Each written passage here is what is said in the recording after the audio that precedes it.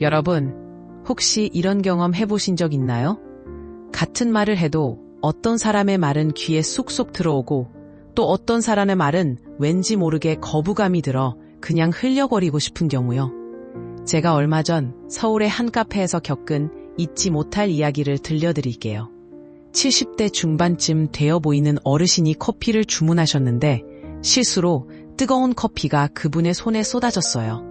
그때 그 어르신이 보이신 반응이 정말 인상 깊었습니다. 아이고, 괜찮아요. 제가 더 조심했어야 했는데 혹시 데인 곳은 없으신가요? 아마 젊은 분이 더 놀라셨겠네요. 이 말씀에 카페의 분위기가 한순간에 따뜻해졌습니다. 직원은 얼른 어르신께 새 음료를 준비해드렸고 특별히 따뜻한 디저트까지 곁들여 대접했습니다. 순간의 불편함과 당혹감이 따뜻한 교류로 변하는 장면을 보며 말 한마디의 힘이 얼마나 큰지를 다시금 깨달았습니다. 그래서 오늘은 누구에게나 환영받는 사람들의 말투 3가지 특징에 대해 이야기해보려 합니다. 특히 두 번째 특징은 정말 흥미로울 거예요.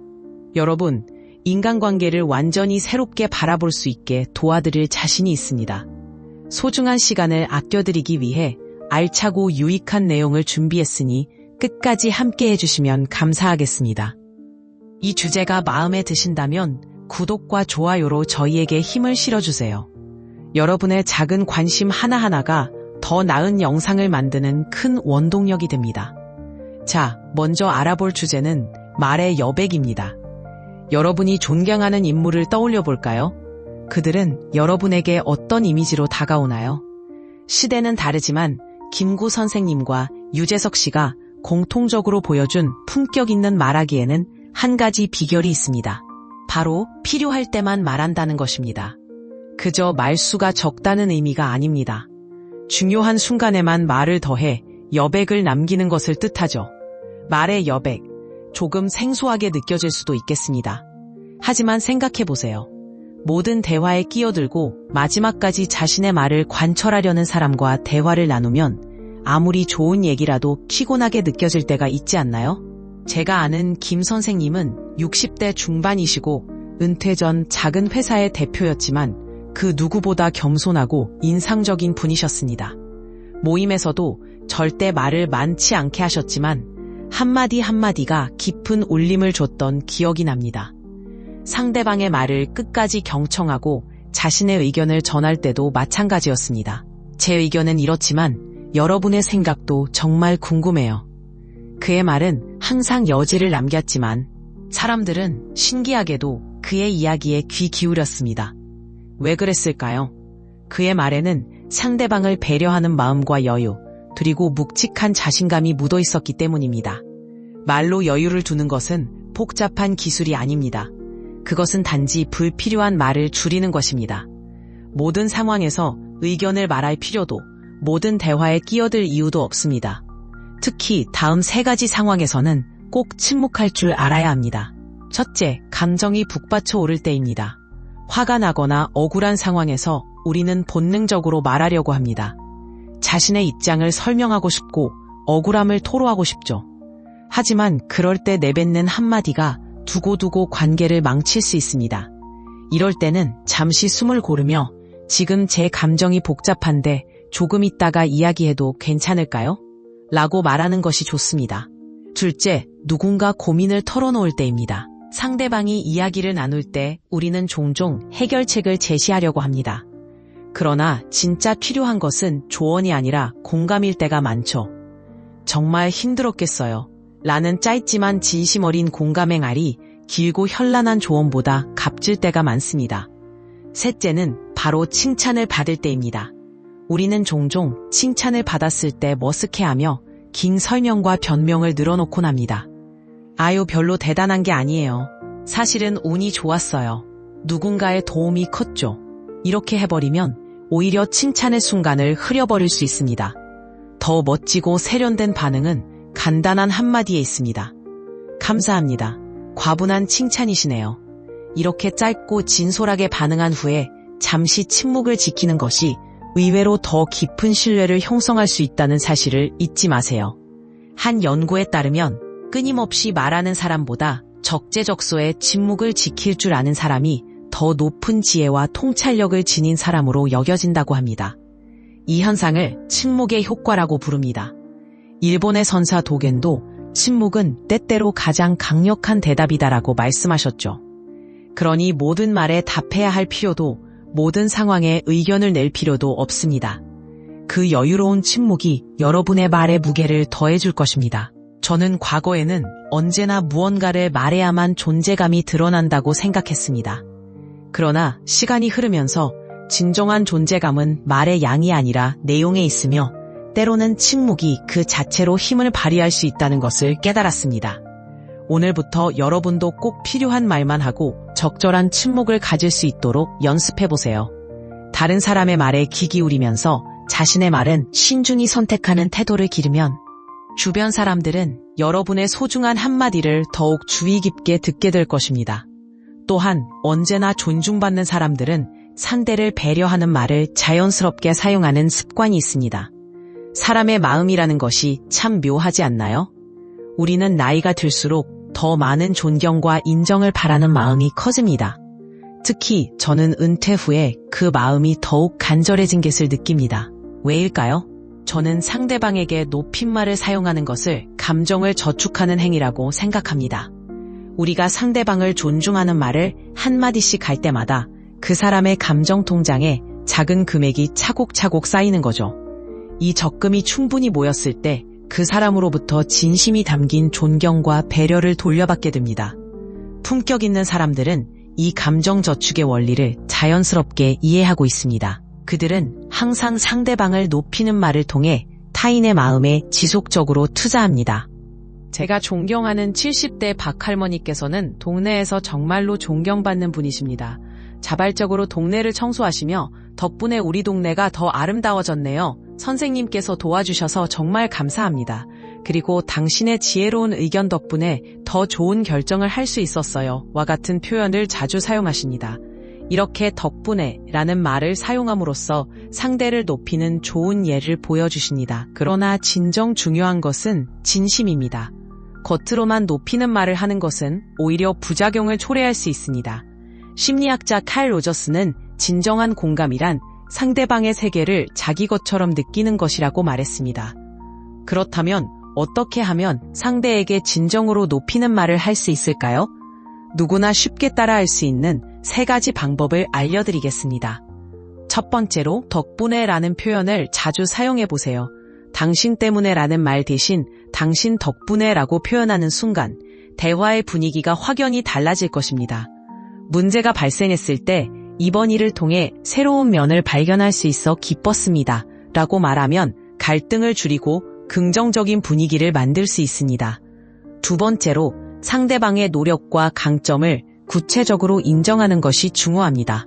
막연히 잘했어요 보다는 이 부분을 꼼꼼히 살펴주셔서 정말 큰 도움이 되었습니다. 처럼 구체적으로 칭찬하면 상대방이 더 큰 가치를 느낄 수 있습니다. 셋째로 상대의 의견에서 동의할 수 있는 부분을 먼저 찾아보세요. 비록 전체적으로 반대되는 의견을 가졌더라도 그 부분에 대해서는 선생님의 말씀이 맞습니다. 이라고 시작하면 상대방은 존중받고 있다고 느낄 것입니다. 우리나라의 유교 문화에서는 전통적으로 존댓말을 매우 중요하게 여겨왔습니다. 그러나 진정한 존중은 단순히 높임말을 사용하는 것에 그치지 않고 상대방의 가치를 진심으로 인정하고 그 존재를 귀하게 여길 때 가능합니다. 서양의 심리학자 윌리엄 제임스는 인간의 가장 깊은 욕구는 인정받고 싶은 욕구라고 설명했습니다. 사람은 나이가 들수록 이러한 욕구가 더욱 강해지기에 상대를 존중하는 한마디가 노년의 인간관계에서는 더 큰 의미를 가집니다. 어느 날 동창회에서 한 친구가 은퇴 후 우울증을 앓고 있다는 이야기를 들었습니다. 그래서 친구를 찾아가 회사 생활을 하며 어려운 결정을 어떻게 내렸는지 조언을 좀 들을 수 있을까? 요즘 그 부분이 정말 고민이거든. 이라고 물었습니다. 처음에는 어리둥절해 하던 친구가 자신의 경험을 하나둘 이야기하기 시작했고 시간이 지날수록 그의 눈빛에 생기가 돌았습니다. 그저 그 친구의 경험과 지혜를 인정하는 한마디가 그의 변화를 이끌어낸 것입니다. 여기서 기억해야 할 점은 상대를 높이는 말이 곧 자신을 낮추는 것을 의미하지 않는다는 것입니다. 저는 아무것도 모르니 가르쳐주세요. 처럼 지나치게 자신을 깎아내리는 태도는 오히려 상대방에게 부담이 될 수 있습니다. 존중과 자기 존중 사이의 균형을 잊지 마세요. 진정한 품격은 서로를 존중하는 평등한 관계에서 더욱 빛납니다. 우리의 인생 여정에서 우리는 많은 것을 이루고자 하지만 절대 잊지 말아야 할 것이 있습니다. 바로 타인을 소중히 여기는 마음과 그것을 표현하는 방법입니다. 이는 우리를 언제나 품격 있는 사람으로 만들어주는 소중한 자산이죠. 오늘부터 여러분의 대화에 덕분에라는 표현을 조금씩 더 해보는 건 어떨까요? 작은 변화가 여러분의 인간관계를 놀랍게 변화시킬 수 있습니다. 항상 사랑받는 사람들은 책임지는 말을 합니다. 혹시 이런 경험 있으신가요? 누군가가 꼭 도와드릴게요 라고 해놨는데 그 말을 지키지 않았던 적, 연락드릴게요 라고 했지만 멀리 가버린 약속들처럼 말이죠. 그런 경험이 있다면 그 사람의 다른 말들마저 신뢰하기 어려워지지 않나요? 품격 있는 사람은 자신의 말에 책임을 지고 약속을 반드시 지키는 사람입니다. 프랑스 철학자 사르트르는 인간은 자신의 선택에 책임을 져야 한다고 말했습니다. 우리가 하는 말도 우리의 선택입니다. 따라서 말에 책임을 지는 것은 인간으로서 기본적인 품격임을 잊지 말아야겠습니다. 제가 은퇴 후 만난 어느 모임의 회장님은 항상 할 수 있는 것만 약속하고 그 약속은 반드시 지킨다는 원칙을 따르셨습니다. 그는 작은 약속도 잊지 않으려고 메모해 두셨고 지키기 어려울 것 같으면 사전에 연락하여 양해를 구하셨습니다. 이런 모습이야말로 진정한 품격이 아닐까요? 그런 행동이 얼마나 불쾌감을 줬는지 아시나요? 그분의 한마디는 다른 사람의 10마디보다 더 깊이 새겨지곤 했어요. 책임을 다하는 사람에게는 몇 가지 공통된 특징이 있어요. 첫째, 내가란 주어를 자주 사용합니다. 누군가 해야 해가 아닌 제가 하겠습니다 라고 말하는 거예요. 심리학에서는 이러한 주체적인 언어 사용을 I라인 고주라고 부릅니다. 자신의 생각과 감정을 온전히 책임지는 언어 습관이죠. 둘째, 약속을 할 때는 구체적으로 합니다. 언젠가 연락드릴게요 대신 내일 오후 3시에 전화하겠습니다 라고 확실하게 말하는 것이 바로 책임 있는 말입니다. 셋째, 실수했을 때 변명하지 않고 솔직하게 인정합니다. 교통체증 때문에 라는 핑계 대신 약속 시간을 지키지 못해 죄송합니다. 다음에는 더 일찍 출발하겠습니다 라고 말하는 자세가 바로 책임감 있는 태도입니다. 제가 아는 한 70대 할머니께서는 동네에서 봉사활동을 하십니다. 그분의 말씀이 아직도 생생합니다. 나이가 들수록 약속을 더 소중히 여겨야 합니다. 젊은이들에게 우리가 보여줄 수 있는 최고의 가르침은 말에 책임을 지는 모습이지요. 심리학자 에릭 에릭스는 나이를 먹어가면서 자연스럽게 자신의 삶을 돌아보게 된다고 했습니다. 나는 잘 살아왔을까? 내 인생이 부끄럽지 않을까? 라는 질문을 던지며 말이죠. 이렇게 스스로에게 물어봤을 때 당신은 정말 진심으로 떠나라고 생각하는 사람이 있다면 마음이 한결 가벼워지고 삶이 만족스럽다고 하죠. 하지만 과거의 말과 행동이 일치하지 않았던 경험, 지키지 못한 약속들로 후회가 많았다면 마음속에 깃든 아쉬움과 자책이 남을 것입니다. 그렇기 때문에 삶에서 말과 행동의 일치가 얼마나 중요한지를 깨닫는 것이 필요합니다. 자신의 말에 책임감을 가지고 살아온 사람은 나이가 들수록 더 큰 자존감과 내면의 평화를 얻는다고 합니다. 그러나 여기서 중요한 것은 책임지는 말의 경계를 정확히 아는 것입니다. 쉽게 모든 부탁을 들어주겠다고 약속하는 것은 오히려 책임감 없는 행동일 수 있습니다. 이것은 제가 할 수 있는 범위를 넘습니다. 라고 정중하게 거절하는 것도 책임 있는 행동의 일환입니다. 나이가 들면서 우리는 종종 누군가의 도움을 필요로 하게 됩니다. 그때 우리를 돕는 사람은 바로 우리가 평소에 책임 있는 말과 행동으로 신뢰를 쌓아온 사람들일 것입니다. 옛말에 선비는 한 번 뱉은 말을 천금의 가치로 여긴다는 말이 있습니다. 말의 가치를 중요하게 여기는 이 정신이야말로 우리의 품격을 높이는 길이 아닐까요? 지금부터라도 우리의 말에 책임을 지는 습관을 기른다면 우리의 노후가 더욱 품위 있고 존중받게 될 것입니다. 우리는 이러한 내용을 알고 있지만 쉽지 않죠. 하지만 우리 모두 함께 노력해 봅시다. 왜 실천이 어려울까요? 그 이유는 바로 순간적으로 휘몰아치는 감정에 휩쓸리기 때문입니다. 특히 다음 3가지 감정은 품격 있는 대화를 방해하는 주범이니 집중해서 끝까지 들어주세요. 첫 번째 감정은 분노입니다. 분노입니다.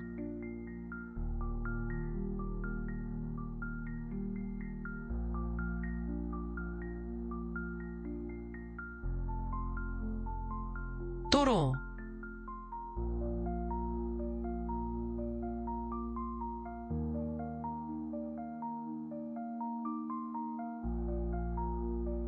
우리의 노후가 더욱 품위 있고 존중받게 될 것입니다.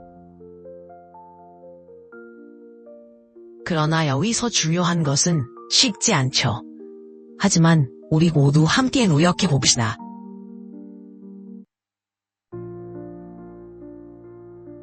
우리의 노후가 더욱 품위 있고 존중받게 될 것입니다. 그런 3번째 감정은 불만이다. 그만 말고 딛고 사는 감정입니다.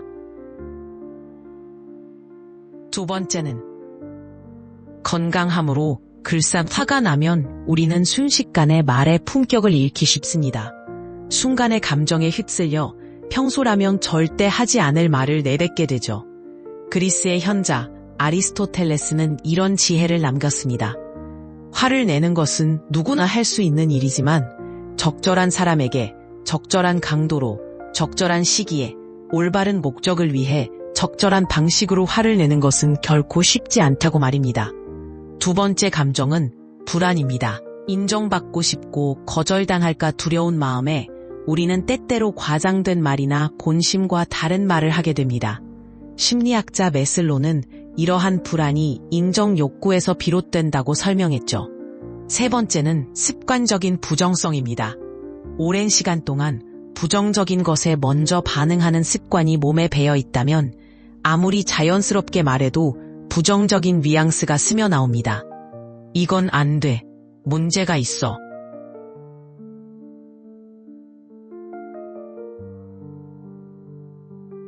같은 말들이 먼저 튀어나오게 되는 것이죠.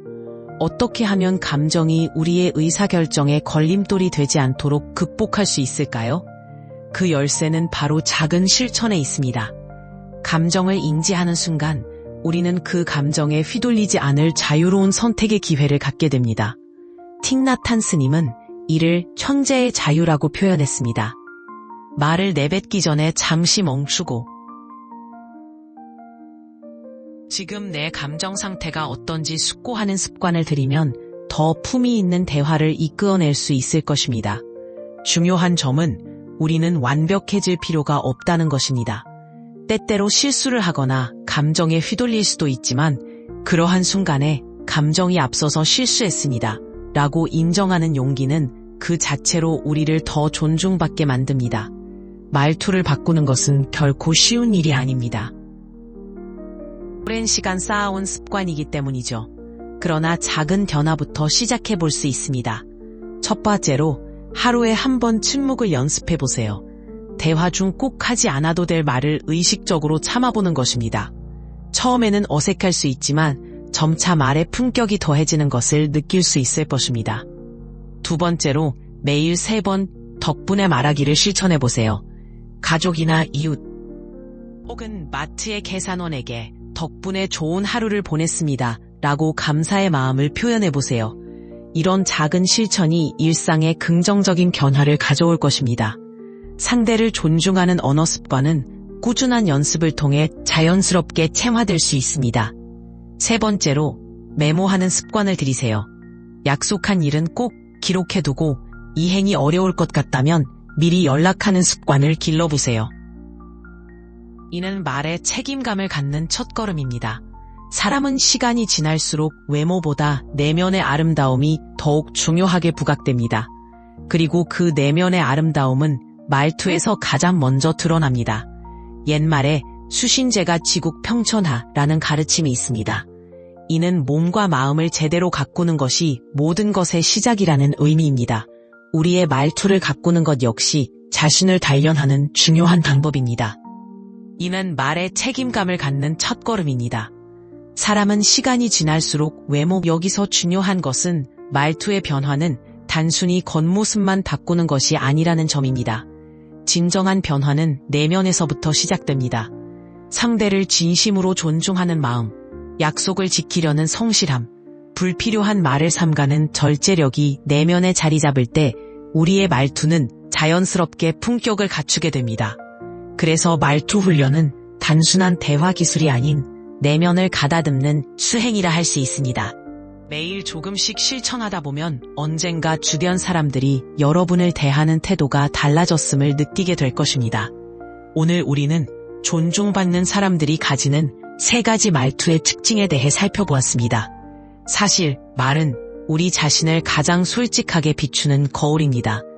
상대방을 깎아내리거나 자신을 낮추는 대신 서로를 존중하는 고운 말을 통해 우리의 인생을 더욱 찬란하게 만들 수 있습니다. 오늘 말씀드린 3가지 중에서 어떤 말투를 가장 먼저 바꿔보고 싶으신가요? 여러분의 의견을 댓글로 나눠주시면 감사하겠습니다. 한마디의 말로 세상을 따뜻하게 만들고 인연을 맺을 수 있다는 사실을 잊지 마세요. 여러분의 한마디가 주위 사람들에게 따뜻한 빛이 되기를 바랍니다. 여기까지 함께 해주신 여러분, 정말 고맙습니다. 이는 말에 책임감을 갖는 첫걸음입니다. 이는 말에 책임감을 갖는 첫걸음입니다. 사람은 시간이 지날수록 외모보다 내면의 아름다움이 더욱 중요하게 부각됩니다. 그리고 그 내면의 아름다움은 말투에서 가장 먼저 드러납니다. 이는 상대를 존중하는 마음에 약속을 지키려는 성실함에 인정지켜 자의심부터 드러나는 것이 생각지 못하고 있습니다. 이는 모든 것의 아름다움이가 변화로워도 불필요한 말도 오늘 영상이 도움이 되셨다면 구독과 좋아요로 응원 부탁드립니다. 여러분의 응원은 더 나은 콘텐츠를 만드는 원동력이 됩니다. 감사합니다.